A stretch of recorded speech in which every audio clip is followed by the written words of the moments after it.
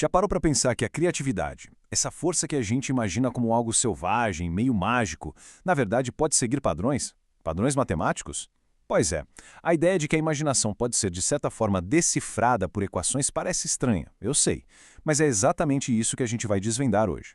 Essa é a grande pergunta que desafia tudo que a gente costuma pensar. A gente está acostumado a ver a criatividade como um raio de inspiração que cai do céu.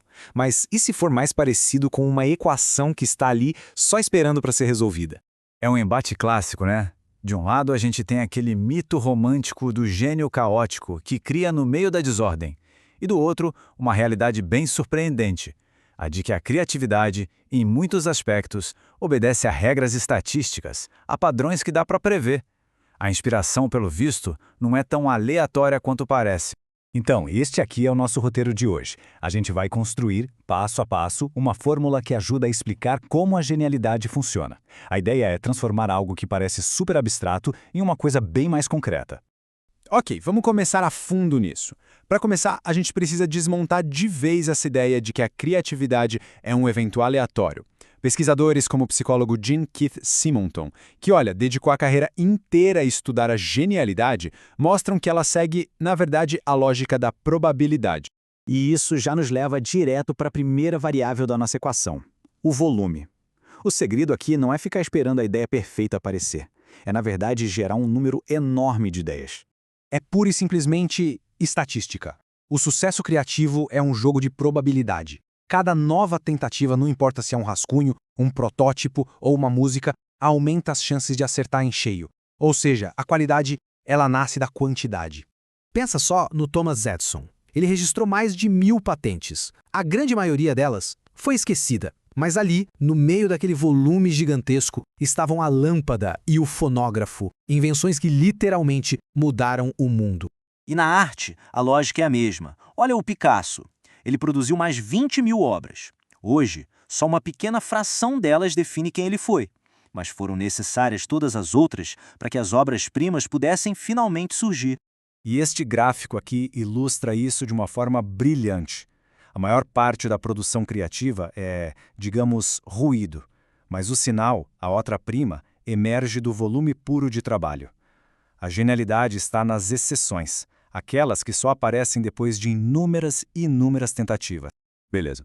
Agora vamos para a nossa próxima variável, para ver como essa história evolui. Se a quantidade é a base de tudo, a combinação é a forma como a gente constrói em cima dela. Afinal, nenhuma ideia surge do completo vácuo, né?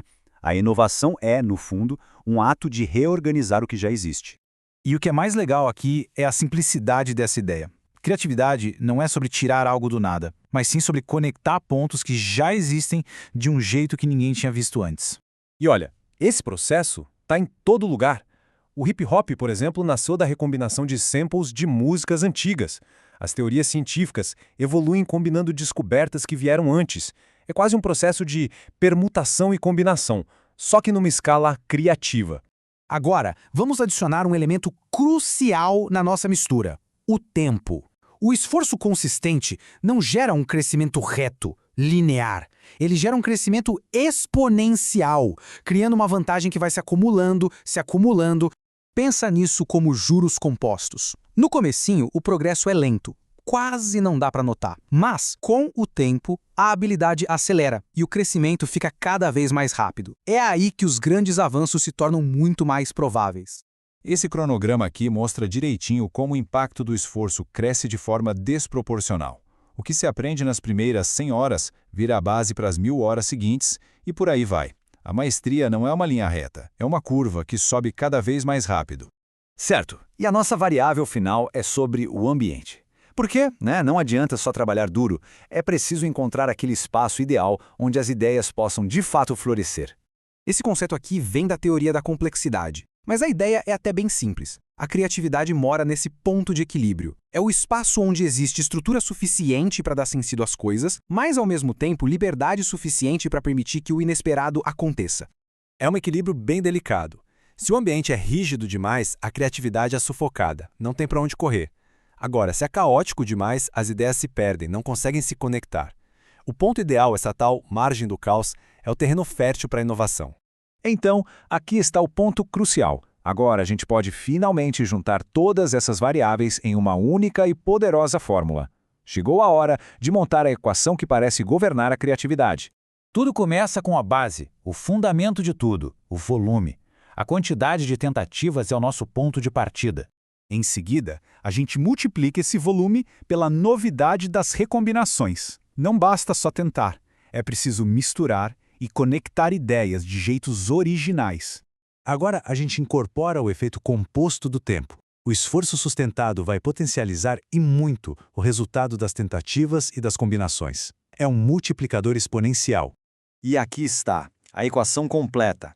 A criatividade é o produto do volume de tentativas, da novidade das combinações, tudo isso amplificado pelo tempo e nutrido pelo equilíbrio perfeito entre estrutura e liberdade. A tal da magia foi decifrada. Entender a matemática por trás da criatividade não tira a beleza dela. Muito pelo contrário, talvez a torne mais acessível. A questão agora não é mais como ser criativo, mas sim, com essa fórmula em mãos, o que se vai escolher criar.